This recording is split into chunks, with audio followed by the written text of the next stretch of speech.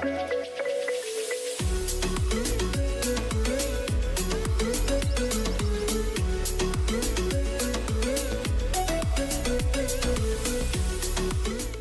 morning, good morning, good morning. I'm Michael Sheargold, and with me today is the one, the only, Gary Peer. Gary, good morning. Good morning, Michael. Look, Navigate is part of a series of my commitment to the profession to bring to you leading thinkers, very smart operators, and someone who can give us a new perspective or a shift in perspective as to how we're running our business. And, you know, I think if you can take one idea or two or three or four out of this particular session and implement it, importantly, that's going to be absolutely key to unlocking a new level of performance. So, Gary, it's awesome to have you here and awesome to be sharing. I think I've got it right. You and Philip have known each other for 45 years and been running partners for 30 plus years. Yeah, we've been going since as partners since 1986. We had a break for a few years early on, but pretty consistently through that time. So it's been, it must be 35 years now. It's been 34 years. We've been going for a while, and we're old mates. We met on a bus. We're at a school camp. I think both of our sets of our parents were happy to get rid of us that summer, so they had a great summer without us, and we ended up meeting each other on a bus. So we've got a very long history knowing each other since we were, I think, about 12 years old. Yeah, that's it's an incredible journey. So today, guys, what we'll do is, firstly, for those of you that don't know Gary Peer and Associates, we'll do a little bit of background about the business, and then Gary, we're going to drill into some strategies.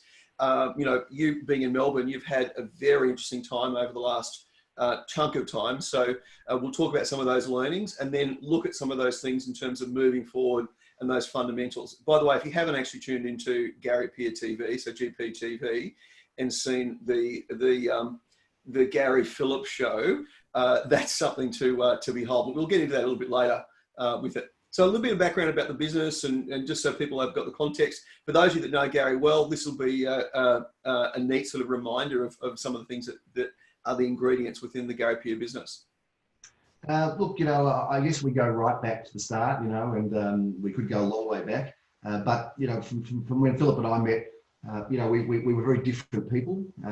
So that was probably a good way to sort of set the stage for today. We were both very different people, and, you know, Philip, you know, he's into the theatre and the arts and architecture and fashion, and up early at the gym. And I'm kind of more into cigars and golf and racehorses and the casino, and I'm a late person. So, you know, we're very different people. And, you know, I thought about actually just before coming on, I thought, gee, we're so different. How did we manage to get together, and how do we manage to stay together? And I think possibly part of that is just the fact that I think we're both kind of outsiders. I think we never really declared it, or maybe knew it, or even talked about it. But, you know, none of us was smart enough at school to be with the brainy kids.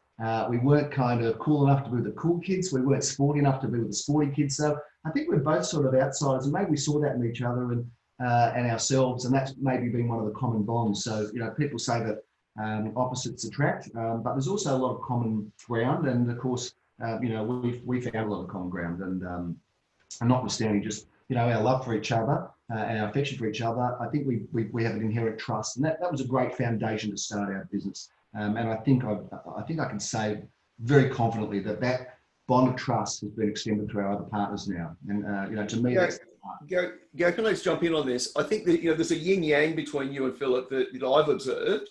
And I think one of the things is that quite often when we're looking for a business partner or teaming up with someone, we want someone who's like us.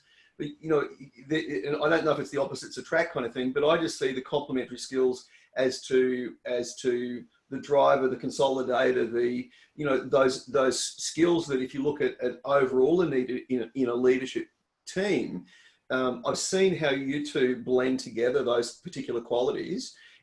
So when to push that bit harder, when to actually step back a little bit, and so on. So it's interesting, just as an observation. You know, if you are looking for a business partner, you're looking for someone like you. I just not another mini me. And I see this a lot with agents wanting to start a super team. I need another one of me. Really? Do you really need another one of you, or is it a different set of skill sets to complement? So interesting. And sorry, you're going to go on with the expanded partnership now. Can. I mean, I agree with that, and I think if I had another one of me next to me every day, I'd probably drive me a lot more crazy than Phil does. And I dare say with him, it would be the same thing. But look, they've got to have the fundamentals. We've got to have the fundamental values right. And I think we share our value. Our core values are very similar. You've got to have the work ethic the same. Neither of us have ever questioned our work ethic. We both go hard, really hard. And that's never been in question. And I think where you want to go has got to be there. And I'll move on from Phil, but we used to work at the markets together, the Victoria markets together. We worked at the Pancake Parlour together, and both got sacked from there because Philip packed the fire and smoked the place out. The fire department came. That was fun. So we've had a long working relationship, a lot of fun, and we just had a lot of trust. In terms of the other people that have come on board, I think they match that. I mean, they're also very different people, different people to us, but they're just fantastic people. And I've got to say that I know some of our guys are watching. Could not possibly be happier to come to work every day with the people who I feel blessed to work with. We've got some incredible people, some great talent. But more than anything, they're just great people. And I think that usurps talent, because there's people with talent that can be a pain in the ass or aren't necessarily culturally aligned, but we've got great people, and that's been a very big part of our success, Michael. So bringing those partners on, why don't we just have a chat about that now, and we'll get back into what the business looks like a little bit more now. Bringing partners on, that was an opportunity to expand, an opportunity to give them a growth path. What were your drivers there, and what were you looking for? Look, I think we're competitive, we're ambitious, and we probably saw the opportunity for others who are like-minded and wanted to get ahead to give them an opportunity to do so. So we've created other opportunities with our partners, and in the opportunities we've created with them, they're equal partners, and that's been really good. It's been really good. Been a great journey. Again, great people, and look, I spent because Philip's happy for me to spend time with a lot of the detailed stuff. But I spent about 3 years looking for the right deal. It took us 25 years for Jeremy Rosens to open our. He wasn't there for 25 years, he's a young guy, but it took us 25 years to get our office operations to the point where we decided we'd open a second office. And Jeremy Rosens was our guy to do that with. He's a terrific guy, a great operator, and overwhelmingly successful guy, but also, again, very aligned. And I wanted to make sure we had an agreement that any one of our partners could take to their solicitor, and the solicitor would say, that is fair. And if I was on their side of the fence, I want it to be fair. And I have to say that in our other ventures, it has been perceived as fair, and it's been very good. It's been very harmonious. And that doesn't mean that we don't argue and have robust discussions, because you have to. We don't agree on everything, but we respect each other, which is fantastic. And we they've got a voice. All of our directors have got a voice at the table. We want to hear. We want them to change us. We want them to improve us. And maybe it took a while to get to be confident enough in what we were doing, and also to be open enough to have that sort of level of inclusion. But it's been very good. And Gary, just on this point, and sort of you brushed over it, that healthy debate is important to strengthen the quality of the plan. So, occasionally a leader wants everyone to be, a yes people around them, so they can just run with their strategy. But I can almost guarantee, and I've seen it from a distance, that your strategy has become better because you've had those robust discussions. So if you're not allowing those to occur in the business, let's have a debate about this. Let's look at the conflicting perspectives. What if? As simple as that is as a strategy, if you create the space to do that, you'll come up with a better answer. Now, importantly, after you've had that debate, you've got to actually come to the decision and run with it. But I think that, discussion mode, decision mode is a really important part, a framework when you've got multiple partners involved. No question. There's got to be trust. There's got to be respect. There's got to be an openness, and there can't be a preciousness. I think I find in business that a lot of people have to be right. There's a preciousness, and look, I have no doubt that they would see us, our partners, me, and probably Philip. They'd see us as being pains in the butt a lot of the time because we're fairly firm in what we believe, but we also are swayable. We can be swayed. We do listen, and it's a safe place to play when those guys serve it up to us, and they do serve it up to us, and they're right to. We want them to, because otherwise we're not going to grow. If we don't listen to the young generation and move, we're not going to grow. And that doesn't mean we have to agree with them, and often we don't, but we find a way. Yeah. So that openness to feedback incredibly important. So, Yeah. yep. Back to you. Well, thank you. Now, the other component, just to bring us up to date with what does the business look like now? Property management, sales, and so on. Yeah, look, we've got 8 different places that we work out of now, 8 different venues. We've got about 110 people, I think it is. We're managing over 4,000 properties. Most of it, probably half of it organic, half of it possibly purchased, which took us a long time to do that as well, probably too long. And our sales team with sales people and assistants, probably about 45 people, and probably 30, 35 people in property management, and the rest all in admin and support, marketing, front desk, a variety of other sort of trust accounting, customer service, a variety of other roles. Yeah, fantastic. So that's a big rent roll for anywhere in Australia. That in itself, I'd love to, before we sort of look at the other aspects. So what is your view on PM? So that doesn't happen by chance. That happens because you've actually got a specific growth strategy or a focus on that. Look, probably my journey was a bit different to a lot of other directors in that I was in property management, and I was a property manager to start with, leasing in St Kilda in the early 80s. And of course, that was pretty wild west there. You'd walk outside and, if you called the wrong person to collect the rent, one of our rent collectors there called the wrong person to collect the rent, was walking outside, and 2 blokes lifted him up and said, "Don't you ever ask this woman, don't you know who her son is?" And, it was a bit rough, a bit wild. People fighting in reception. St Kilda was a crazy place. So I started off working there in rentals, property management. If you walked in, like there'd be smoke in your face straight away, there'd be a cigarette out, and those days, and it's hard to imagine an office where you literally couldn't see the roof because there was a layer of smoke there. Oh. Which, I was very upset and put out when Philip decided our office would be non-smoking. I thought that was outrageous, and he was taking away my rights, but I got through that. I worked in rentals, property management, and I loved it. And I loved what it stood for.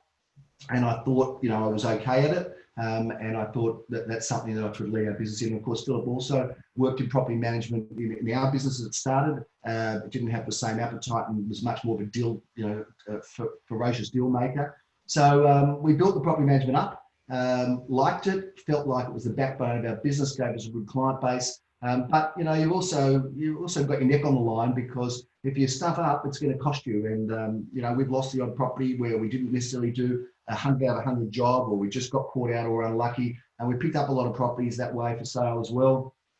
So we're forever a work in process. We've got an incredible leadership team. Jenny Coy, who's been with us a long time, Anthony Lee, also, who's been in the game a long time, who we've merged with recently as part of the Thompsons Group, who are wonderful people and incredible part of our team now. And so we've got great leadership, good people, but we're always working on the structure. We're always working on the technology to get it better. We're always tweaking. We've got a lot of property management been with us a long time, with the Thompsons Group a long time.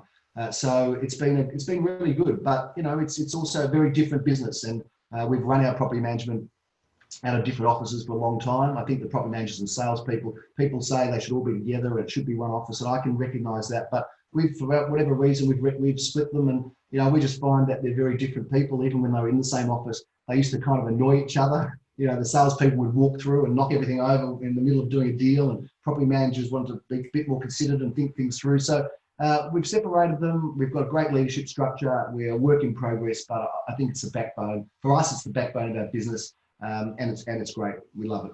What's interesting with this, and I totally see that sort of like dynamic, is that sales team by default tend to work in bursts. There's a deal like they're in that hunter, that chasing kind of mode, whereas by default, property managers are far more on that nurture, consistency, and so on. So I do get that whirlwind kind of thing comes in, and it can be a turn off rather than a turn on. That's interesting. So this sort of leads us into the COVID learnings and the approach that you had from a leadership point of view around that. So love to get your perspective on that. And, knowing that Melbourne went through one of the toughest lockdowns that we've seen on the planet, how did you guys navigate through that? Look, went through and is in. We're still in it, and our activities are allowed to be expanded now. Thankfully, it's been a long time, and look, there's a lot of anger, a lot of frustration. It's not just from me, but right across the board. From a property management point of view, I've got to say that take my hat off to all of our property managers. They've been unbelievable in terms of the work they've done, and I'm sure there's a lot of people here that are principals and other property managers, and I've got to say, good on you guys, because that's been phenomenally challenging, that part. So again, with good leadership and coaching and support, I think the property managers right through, particularly Melbourne and probably Australia, I'm glad we don't have a commercial property management role right now. That's really tough. I mean, those guys are doing it even tougher, and I feel for them. But the property management's been very busy, very difficult. All of these, people in property management who have a lot of hats on have had to really become good negotiators, and it's not necessarily the core of their role to be doing that. So now they've got tenants saying can't pay, owners saying can't afford them not to. So we've spent a fair bit of time in that space just supporting them, and I think generally supporting our team. We've had a lot of activities, a lot of speakers, Michael, that have been on board to, we've had incredible speakers, and we're blessed to have some wonderful clients. We had a 100-year-old man who's just written a book, a Holocaust survivor, Eddie Jake, who, and to have him speak, we have people, literally in tears listening to his story. But great to get a dose of perspective from someone that's been through something so much worse than what we're going through right now. And he's got a book out, and if anyone wants to buy it and just see how tough life can be, it's a great book. But and he calls himself the happiest man alive. So just that perspective, those activities, offering support, being personal. I know that Philip's been through all of our salespeople, rung every one of them, and wanting to just make sure keeping people active, accountable, engaged, and valued. I think that's been important. Our guys know that they're valued, but there's no better time to step up and really prove that to them. And look, maybe there's more we could have done. I don't know, but it's been very good. And the database, getting that together just as a business activity. I think you mentioned it the other day. If anybody in Melbourne hasn't got a clean database now, they've really got to wonder what's going on. And now, that we're really put to the test, because now we can start showing people through properties. If we haven't got our buyer databases up to scratch now, we're going to get exposed very quickly. Our sales guys, they know that, so our guys are frantically booking appointments to try to get deals together. We missed out a lot of income the last 3 or 4 months as well. It's a big hole in all of our salespeople's incomes. So that's also, and letting fees and all these sorts of things have been really difficult. So it's been financially a stretch. We went off to the bank very early, get some more money. We didn't want, our people have been just pretty much entirely uncompromised financially. That was important to us. It was expensive for us, but it was important to us. People were hearing about agents standing people down and for reducing hours and pays. And I don't blame them for doing that. I know that that's a necessity for a lot of people to be able to survive this thing. They had to do that. But for us, it was just a different direction. We just wanted to make sure everybody was supported, valued, as long as they were active. And that was the big challenge, keeping everybody active and engaged. I think we've done it pretty well, but I'll find out later. Absolutely. So coming out of that then, Gary, is there anything that you're going to keep with you, or things you've learned during this this time frame that you're going to take forward? And look, we don't know, the crystal ball doesn't say that this is never going to happen again, but so it's important we actually grab the lessons from this and the learnings from this, even if they're sitting in the toolkit, and hopefully we never need to go back to them, but they're there if we need to. Anything you're taking forward with you? Look, 100%, Michael. I mean, I think people's relationships with people are now being tested. I think there's a lesson in that. How good was our relationship with people? Could you pick up the phone and just call someone for a conversation? And this is just about calls of support. This is not about calls of, do you think of selling? Is the house ready now? It's not those kind of commission breath discussions. This is just about being there for people. And I think people underestimate, who agents are in the community. I mean, it's easy to be cynical about us, but you look at every good cause, every community cause, every football club, there's always an agent behind them. There's always an agent behind the school. you can always say, well, that's self-serving and that's just to get your name out there, and you can have that cynical view. But I really believe that agents, are by nature outstanding citizens, good people, want to support people. And I think, we've all been a little bit tested now as to how we can do that. So that humanity, that communication level, those sort of relationships, upholding and maintaining them. We don't need a crisis to have to be those people that actually make those calls. And so I think people are going to change a little bit of the way maybe they relate and just the nature of how we engage. It doesn't have to be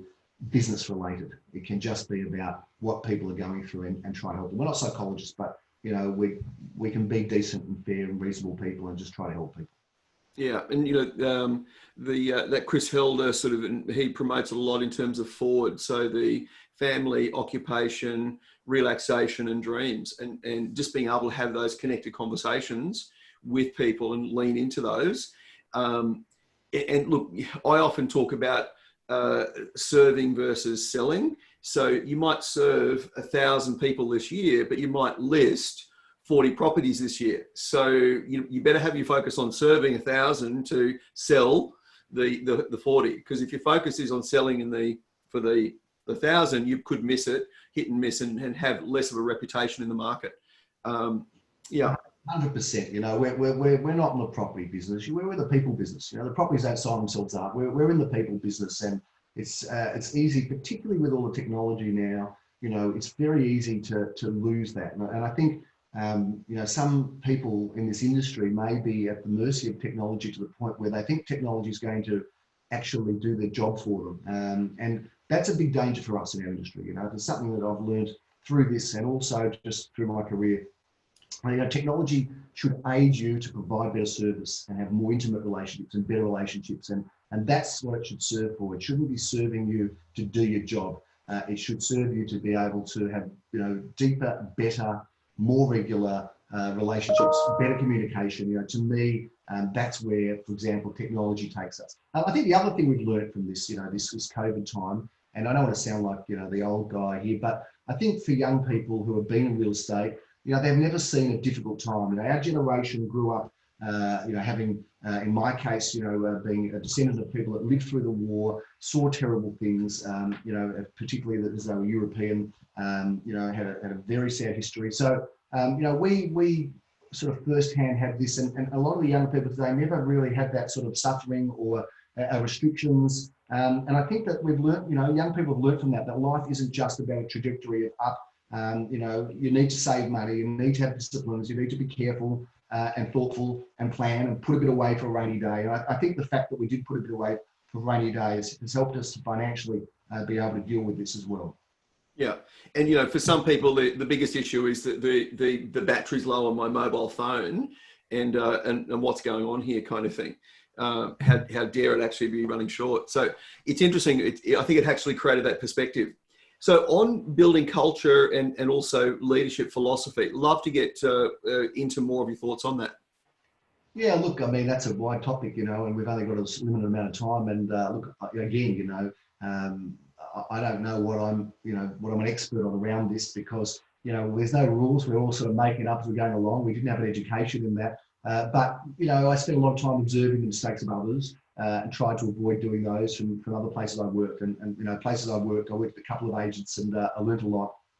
I had some great mentors and learned some incredibly good things. So, I'm very grateful to the real estate education I had. But look, I think again, it gets back to that veiled trust, that veiled consistency, going in the same direction, value and validating what people have got to say.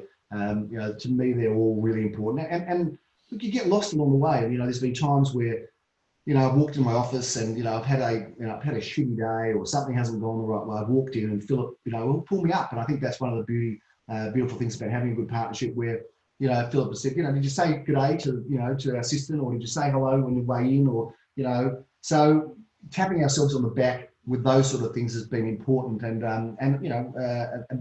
keeping ourselves aligned to our values, which is easy to sort of stray away from as you get into certain mindsets. So, real estate, I think, is a game that's lost and won in your mind anyway. So the mental state's important. To be on good terms with yourself is important. To be a consistent, when people knock on the door of my office, you know, I'd like to think they know what they're going to get. And of course, there'll be times where, you know, I might not be saying, please come in, take a seat, you know.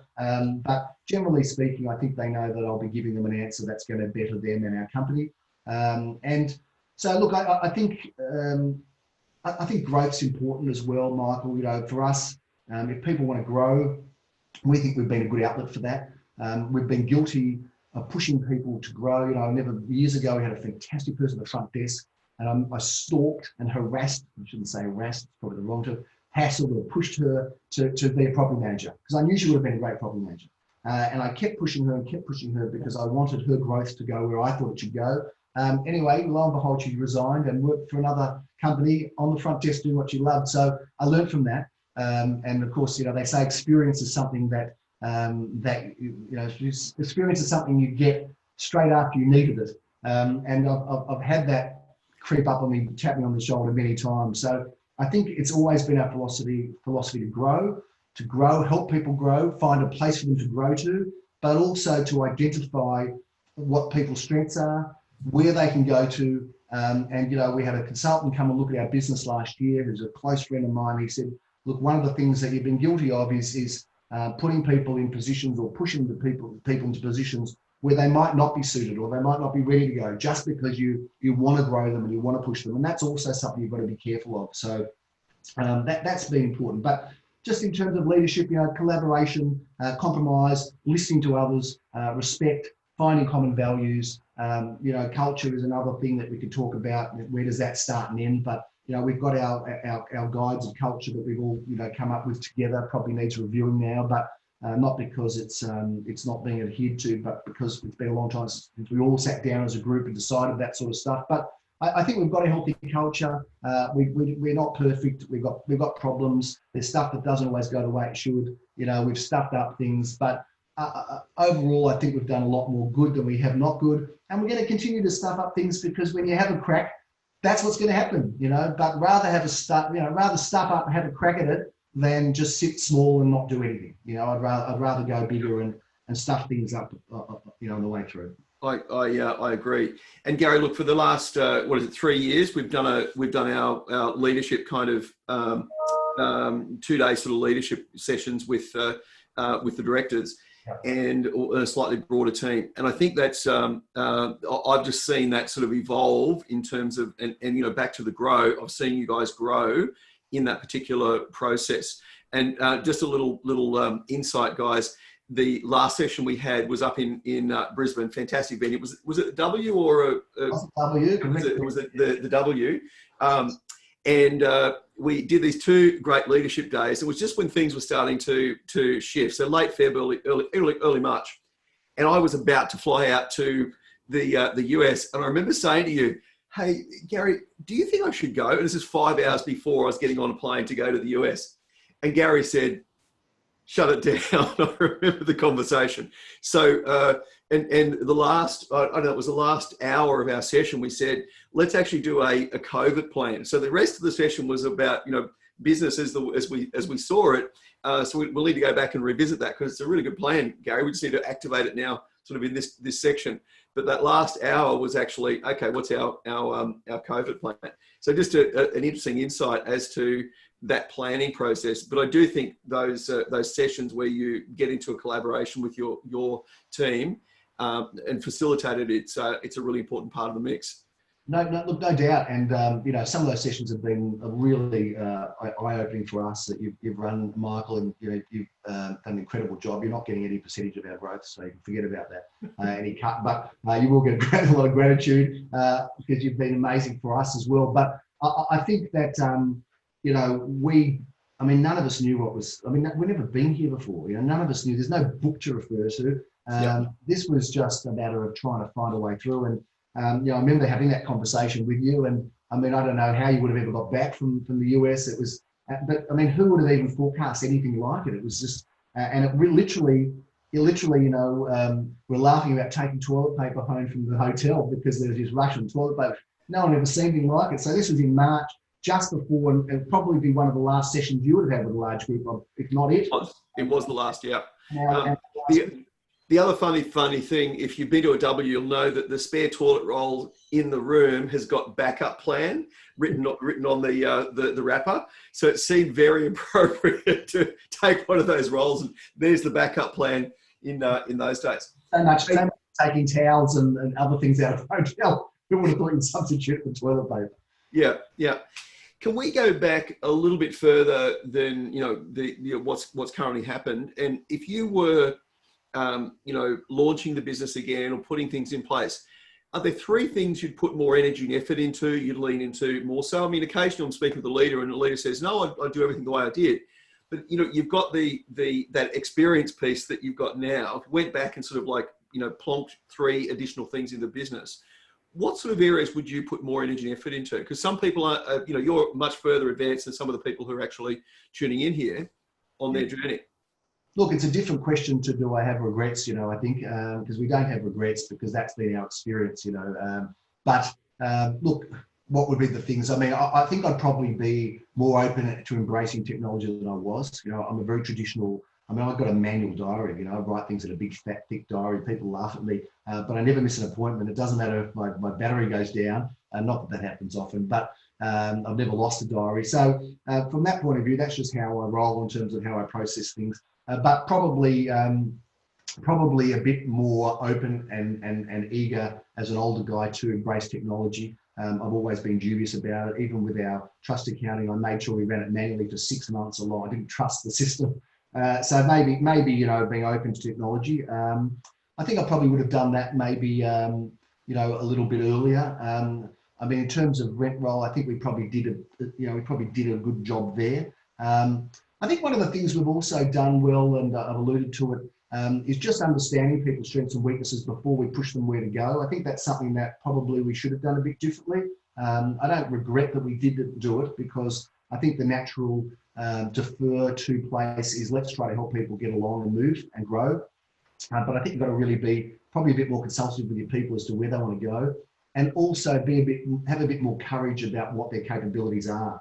And that's a really tough conversation, and it's probably one of the things I'm sure there's people in the industry watching here, they will relate to this, because there'd be people that are employers that has got that person pressing to move forward that they just might not be capable of, or there's people pressing to move forward that they are capable of, and their employer or their manager or director isn't trying to help them get a leg up to the next stage. So I think it's understanding that, having them checked out. There's a McQuaid, or there's various, it's Myers-Briggs, or there's various systems and processes you can go through to understand people's way of thinking, capability, how they best react.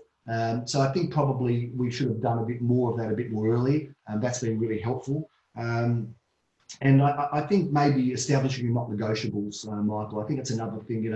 I think, probably we haven't been weak on it. I think we've been really strong on it, but probably it should have been a bit more articulated that, look, these are the things that we're just not going to stand for. I think our guys know, but I think it might have been better if it was a little bit clearer right through our journey. And it's still a work in progress, but they would be probably three of the things that maybe I think we could have or should have maybe done better earlier, more of possibly.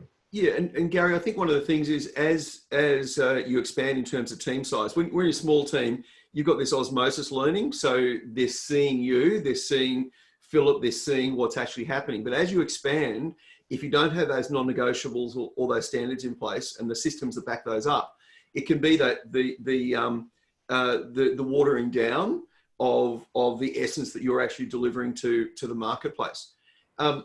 Interesting. If I was a vendor, looking to sell my property, what do you think is the compelling reasons to do business with Gary Peer and Gary Peer and Associates, the business? Yeah, look, I think our model's a bit different to a lot of others. We've got a lot of cross-selling, which isn't necessarily the typical franchise model and the typical territorial model. That's been an incredibly overwhelming success for our business and our clients. Look, I think, and I'm going to maybe not dodge the question, but I'm going to maybe answer it a bit differently to how you put it. And that is that I think people will deal with the person that they want before they'll deal with the company. And, for our guys, if their experience with people has been positive, if the communication's been consistent, if the stuff that they're delivering has been of value, And if, I years ago sort of came to this conclusion that, this is the era, in my opinion, of the authentic agent. People want authenticity. They see through the bullshit, and even some of our, I'm always questioning our marketing. Is this about, this hero stuff of agents pumping their fist and doing the Toyota jump and at the outside boards, I don't think I'm not saying that's not great. I'm not saying that doesn't send a message. It does, but I just think, like, let's just get into conversations with people. Let's just be genuine people to people. People will want to list with the agent first, and the agent, if they've offered them a good experience, and that to me is always the most important thing about our business. What experience is someone providing one-on-one personally? How are they responding to people? Are they giving people common sense answers? Are they giving them the right direction? Do they know their stuff? There's no substitute for product knowledge. You can't escape it. You've got to know your stuff. The days of, I'll get back to you, I'm not sure, I just don't think that cuts it anymore. You've just got to know your stuff. So to me, it starts with the person. Us as a business, we have to forever be adding value. Our brand has got to mean something, not to the market in general, but also to our people. We've got to be able to add value our people. We've got to be a brand that's slick, that's attractive, that's sharp, that helps people perform well. I don't believe it's about the percentage split. I had people come and work for me and work for us that had a bigger split somewhere else, and but they didn't get the listings, or they didn't get the support. They didn't have the camaraderie. They didn't have the peace of mind. They didn't have the culture and the values, and all of these things come from the entire business. It's not something we can dictate or prescribe or command, or it's got to be something that DNA of the business is very hard to kind of just sprinkle. I know you've seen it a bit. There's a lot of energy. It comes from the top. When I get it, when you asked to interview me, I thought, gee, I don't want to be interviewed as the old guy of real estate, because I feel like I've just started. I feel like we're just getting rolling. And I think one thing Philip and I both have is a lot of energy. We're competitive. We both want to get ahead. We want to succeed. We don't think like we've got it all under control. We don't think we know everything. We've got a learner mentality. So I think that for someone that sells, if they can sense that the person that they're dealing with is authentic, is going to give them a great journey and experience, and the company is going to add value to that, then I think we've got a pretty good case to get started. But, when people ring the phone, ring us up, and they ring 4 agents, we're going to go and fight for that business. But it's the toughest business. And I personally, if it's in our area, our core areas, I already am pissed off that we haven't got a relationship with that person. How come we never met them? Where have they been? How come we've never, and then we'll go into our database and we'll see that they came to that open, or they came to that auction, or, how come we didn't connect with those people? So, the answer really in your question is we've got to get to those people before they need an agent. And I know that, a lot of people say that, you hear it a lot, but I'm trying to provide a framework as to how that can happen. So for our salespeople, for our team, they've got to be better. And if they can't be better, and if we can't be better with our marketing, with our systems, with our support, with our responses, with our product knowledge, all those 1%ers make a big picture. If we can't be better, we can't expect to be employed. We can't expect to be employed. We don't deserve the job. And that's what I'd have to say, obsessed about. As a business, we're obsessed about getting better, being better, winning, and giving people a great experience at the end of the transaction. Gary, what I'm loving about this is there's 2 really important points here. So you and Philip and the other directors, you're actually focused on getting better, as a leadership team. So how do we improve? And I think the team see that. Occasionally I've been into a business where the leader says, go and train them, go and fix them. And I'm going like, dude, have you had a look in the mirror? Because maybe there's some work to do here. Now, but make sure anyone who's listening in has got low sensitivity, because I think as soon as you move into that mode of that arrogant place where they need to do something I don't, but that learning journey, I love the authentic agent that you've spoken about. And I also love that, win the business before the listing. So how come we didn't? And it sort of frames it up beautifully with the team to say, that's who we want to be for our community and the markets we actually serve. Outstanding. GPTV. Can we just talk a little bit about that? And the best way to get that is what? Join your Facebook, the Gary Peer Facebook. If you're on our database, you can go on our website and see it. You can go into our database. You can send us an email. We'll link you up to it every week. You'll get it. Look, it's crazy. It's a crazy thing, and it's a funny thing because it really started off. And if you look at episode 1, we've had over 400 episodes now, so it's gone longer than Gilligan's Island and Friends and Get Smart and I Dream of Jeannie and Dallas and all this. And mind you, it's only gone that long because we're putting it on. I'm sure if it was on television, it would have been axed after episode 3 or 1. Yeah. So we made our own show so nobody can axe it or sack us. And I think we often say we went into business because I think we're just about unemployable. But GPTV is great. It's become a bit of a it's won awards and it's become a bit of an industry icon. And our people who watch it, I say our people, our community, people that understand our humour. I mean, people. We had someone the other day who is a teacher at a school who just sent us the most scathing email. Like, what are you guys talking about? They've never seen it before. Because we make light of stuff. We're not making light of 700 people dying in Melbourne. We see the tragedy of that. We're not making light of that. But we're making light of how we're going to get through this. It's better to laugh than cry. It's not a show people tune into to us for us to be serious. Like, we're serious about what we want to achieve in our business, but we're very lighthearted about our approach within ourselves. And one of the things that's important in business, I believe, and in life, is you've got to have the ability to laugh at yourself. If you can't laugh at yourself, you've got a problem. You've got to be able to laugh at yourself. And that was right for our family. And I think also with Philip and his family, it was probably something that we all just are able to laugh at ourselves, point out our idiosyncrasies, see them for the crazy things that they are. I mean, I think everybody's, and this is probably going to offend some people, I think everyone's mad to a certain degree. We're all people that have got, eccentricities and left of thinking ideas and nuances and behaviours that are not traditional maybe.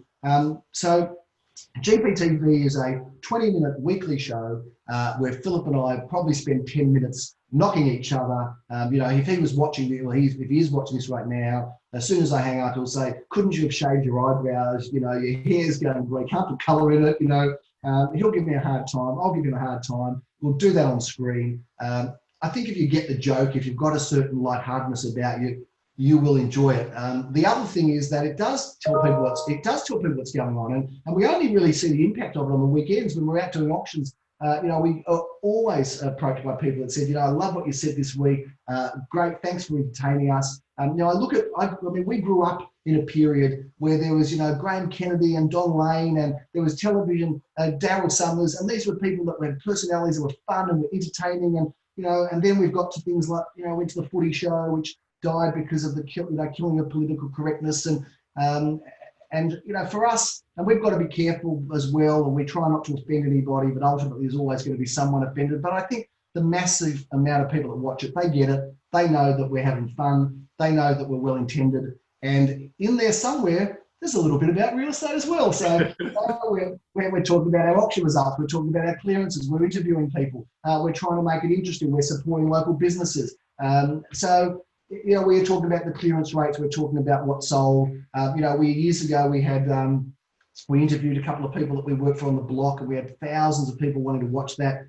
We had an auction, and you can find that, which is a great episode where we interviewed a guy who bid against himself and made it in the paper all around Australia. There was a guy who was bidding against himself. That was his strategy. You could question, he got it, and he put other people off, and I've never seen anyone do anything like that. And of course, people were fascinated by it. And as we interviewed this guy. We had a great time. He's an incredible guy. He's got a successful business, a smart guy. So, we want to make it fun and interesting and topical.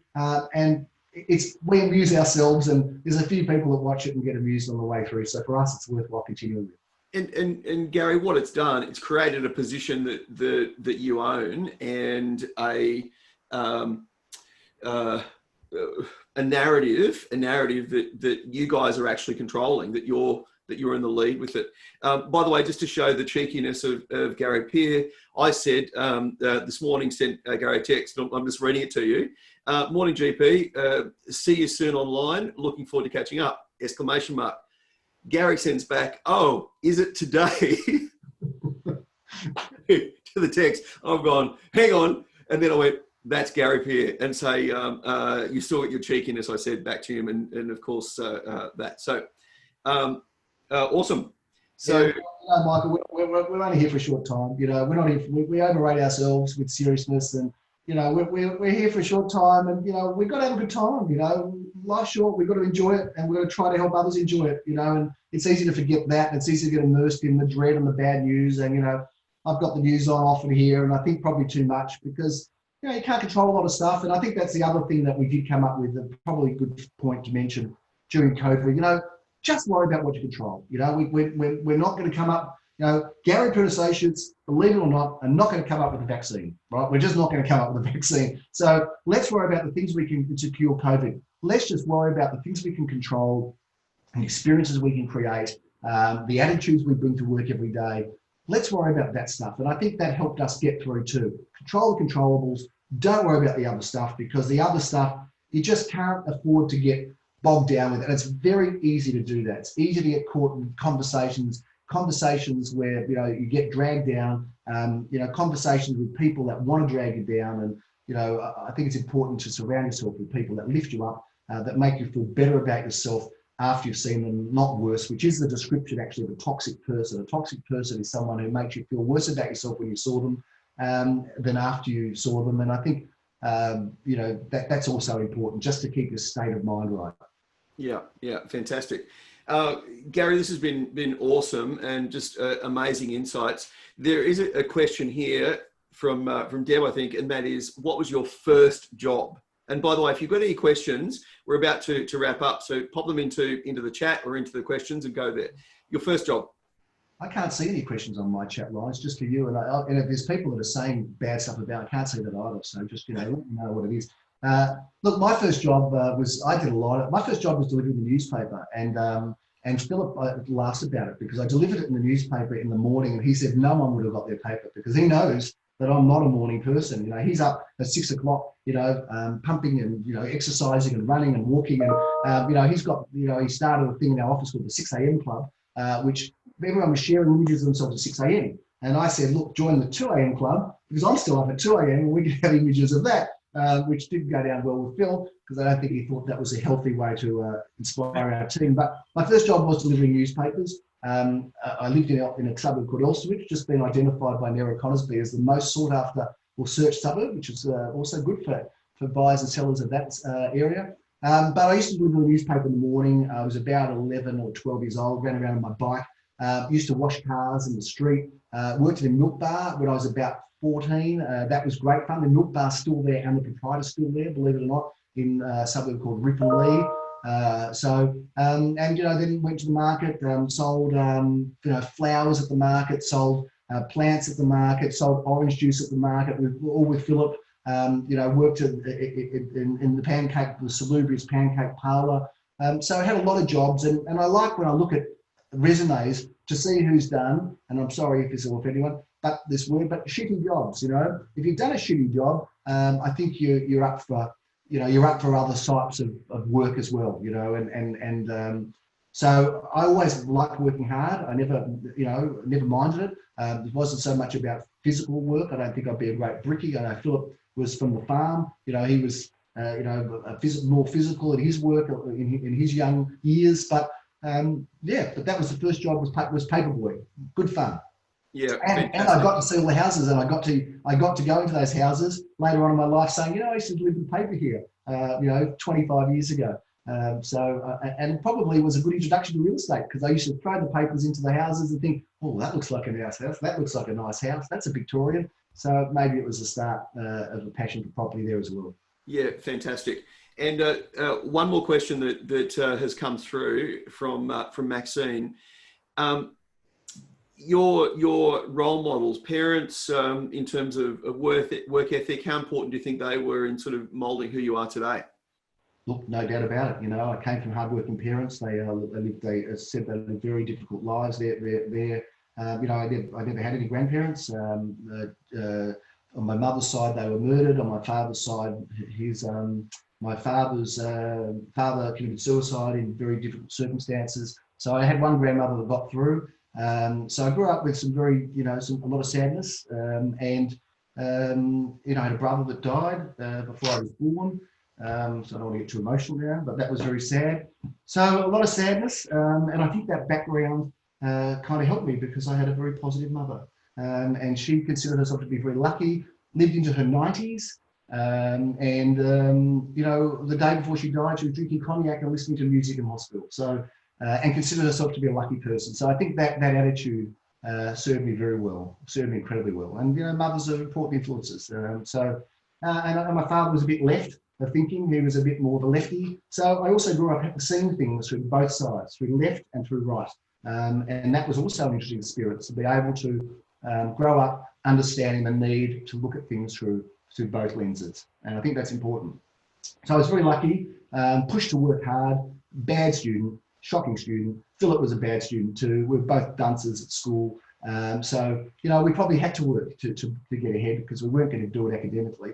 You know, I think that's been instilled in our team. They know that we work hard. My son's in the business now. He works hard. He's a bit of a, you know, like me, a bit of a maniac. I say that lovingly and respectfully. So, yeah, it's been, yeah, but of course they've had an influence. No question about it. And a lot comes from the family, of course. We, you know, if we lay down on the couch with any psychiatrist, psychologist, I'm sure they're going to ask us about our background, and that does make a big difference. The backgrounds and the influences you have on the way through. Yeah. Look, I think the student's ready when the teacher appears, or you know, something along those lines. So I'd reframe bad student to bad teachers in terms of the style of learning that you actually have. Now I see you on a learning journey of discovering how you can actually make Gary Peer & Associates even better than what it is today. And that learning journey, I think, is something that drives, and the team actually around you see that drive as well, for you and for Philip, and saying, how can we do this better? How can we actually do this even more effective? Yeah, no doubt. That is that. I just want to say that we wouldn't be where we are without the team we've got. And I know some of those guys are watching now, but you know, we say that they're our family. We really do think of them that way, as being our family, for all of the eccentricities and you know, we've all got our weaknesses, and as do our team, as do I, as does Philip. But you know, we wouldn't change our people for anything. They are a massive reason why we are successful. So I think it would be inappropriate not to call out to them here too, because you know, we couldn't have a better group of people to go to work with every day. And we might even see them in the office again sometime, Michael. That would be neat. Yeah. That'll be novel. So to experience that. Look, I think Jeanette has summed it up beautifully in terms of this, and what a humbling, authentic chat. Thank you very much, Gary. And Gary, it's been an absolute honour. You know, I've loved my association with you and with Philip and the team, and it's just awesome to share this insight and perspective, and you know, double click on and do a deep dive on some of the philosophies that you actually have in running the business and leading your life. So thank you so much. Thanks, Michael. You know, I couldn't be here without my partner Philip. So you know, when I speak on behalf of both of us. You know, we've had a great journey together.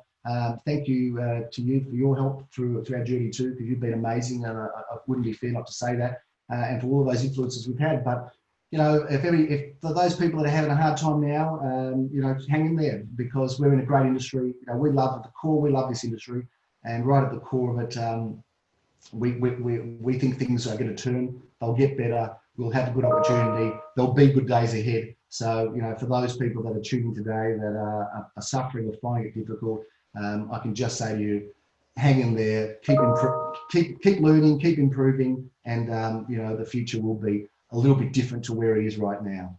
By the way, Gary just got a Best Boss award from one of the team coming through there. Oh, they'll be hitting me up for a raise on Monday.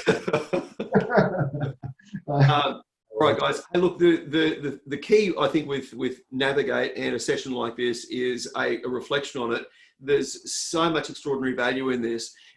For me, what's washed over me is your leadership style and the style of you and Philip working together on a journey of discovery, and then bringing people on board within the business who are engaged in that particular journey, holding high standards and wanting to deliver something for clients that is truly remarkable.